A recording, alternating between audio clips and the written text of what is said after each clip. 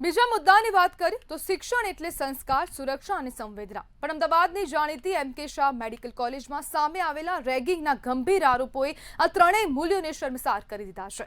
Doctor બનવાના સપના લઈને કોલેજમાં પગ મૂકનારા વિદ્યાર્થીઓ આજે ભય અને માનસિક ત્રાસનો સામનો કરે છે. રેગિંગ જેવી અમાનવીય પ્રવૃત્તિમાં સંડોવાયેલા ડોક્ટર તીર્થ પટેલને તાત્કાલિક રજા પર મોકલવામાં આવ્યા. કોલેજના ડીને સ્પષ્ટ કર્યું છે કે આ મામલે કોઈ સમજૂતી નહીં કરવામાં આવે અને નિષ્પક્ષ તપાસ માટે 3 સભ્યોની ઉચ્ચ સ્તરીય તપાસ સમિતિ રચાઈ છે. ચોંકાવનારી બાબત એ છે કે ફરિયાદ કરનારા 10 વિદ્યાર્થીઓ છેલ્લા 5 દિવસથી કોલેજમાં ગેરહાજર છે, જે તેમના માનસિક તણાવ અને ભયની સાક્ષી આપે છે. તેમના માતા પિતાને પણ આ અંગે જાણ કરવામાં આવી છે. રેગિંગ માત્ર કાનૂની ગુનો નથી, પરંતુ માનવતા સામેનો અપરાધ છે. ભવિષ્યના ડોક્ટરો જો અહીં અસુરક્ષિત હોય તો સમાજ માટે આ ગંભીર ચેતવણી બની રહી છે. અને રેગિંગની ઘટનાઓ ખૂબ વારંવાર સામે આવે છે, કારણ કે હવે જે પ્રોફેસર હોય તે પ્રોફેસરો દ્વારા પણ હવે રેગિંગ કરવામાં આવી રહ્યું છે. અત્યાર સુધી એવું સાંભળવામાં આવ્યું હતું કે એક વિદ્યાર્થી બીજા વિદ્યાર્થીની સાથે રેગિંગ કરતો હોય છે, પરંતુ એક આ એમ.કે. શાહ મેડિકલ કોલેજની આ ઘટના જેમાં પ્રોફેસર દ્વારા હવે જે વિદ્યાર્થીઓ છે તેની સાથે રેગિંગ કરવામાં આવી રહી છે અને પ્રોફેસરનું સ્પષ્ટપણે કહેવું છે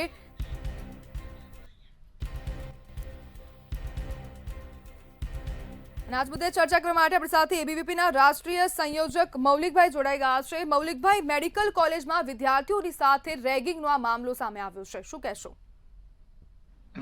જી નમસ્તે બેન.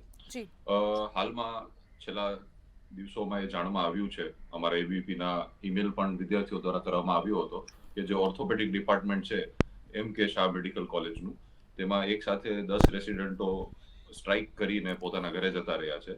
અને એમને કારણ જણાવવામાં આવ્યું છે કે એક ડોક્ટર પટેલ કરીને જે એમના એસોસિએટ પ્રોફેસર છે, એમનું રેગિંગ કરવામાં આવ્યું છે. અને રેગિંગની અંદર ફિઝિકલ વાયલન્સ સાથે વર્બલ અબ્યુઝ, કાસ્ટ બેઝડ વાતો કરવી, સાથે સાથે એવું પણ જાણવામાં આવ્યું છે કે અમુક રેસિડેન્ટ ડોક્ટરોનો કોલર પકડી અને ખેંચીને ડોક્ટર્સ રૂમની અંદર લઈ જવું, સાથે સાથે દારૂ સિગરેટો મંગાવી અને હું તમને પાસ નહીં થવા દઉં, તમે મારું આગળ ક્યાંય કમ્પ્લેન કરી તો બધા મને ઓળખે જ છે, હું જોઈ લઈશ, એવી બધી વાતો કરી અને સ્ટુડન્ટોને છેલ્લા 1.5-2 વર્ષથી ખૂબ જ દબાવવામાં આવતા હતા.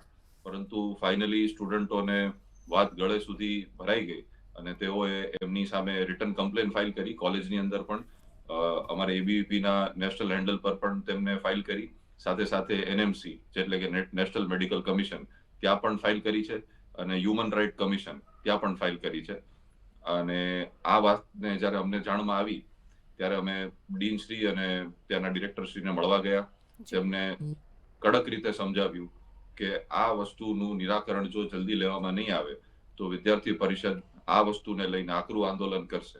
અમારી માંગ સ્પષ્ટ છે કે જે એસોસિએટ પ્રોફેસર આ વાતમાં સંડોવાયેલા છે તેમને સસ્પેન્ડ કરવામાં આવે અને સાથે સાથે એમને જે કૃત્યો કરેલા છે એની સામે જે કમિટીની અંદર સાબિતી થાય પછી ફક્ત સસ્પેન્ડની સાથે સાથે એની પર એક લીગલ એફઆઈઆર પણ કરવામાં આવે. મૌલિકભાઈ, હવે તપાસ સમિતિની રચના પણ કરાઈ છે. જો હવે તપાસ સમિતિની જે રચના કરાઈ છે તો એ તપાસ સમિતિ નિષ્પક્ષ તપાસ કરશે કે પછી મામલો ઠંડો પાડવા માટેનો આ એક પ્રક્રિયા કરાઈ રહી છે? નહીં, બિલકુલ.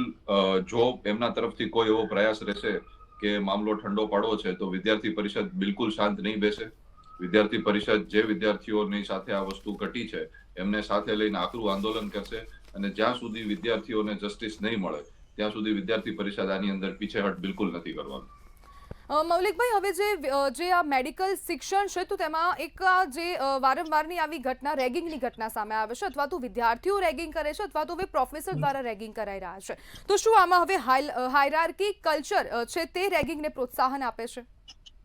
જી બિલકુલ બેન, તમારી સાચી વાત છે. આપણે પાસ્ટમાં પણ જોઈએ છેલ્લા 1-2 વર્ષની અંદર તો સિવિલ હોસ્પિટલ હોય આપણી અમદાવાદની, જામનગર મેડિકલ કોલેજ હોય, ભાવનગરનો મુદ્દો હોય, નોર્થ ગુજરાતની અંદર તો એક છોકરાનું તારપુરની અંદર રેગિંગ કરતા ફર્સ્ટ યરનો વિદ્યાર્થી હતો, તેમનું મૃત્યુ પણ થયું.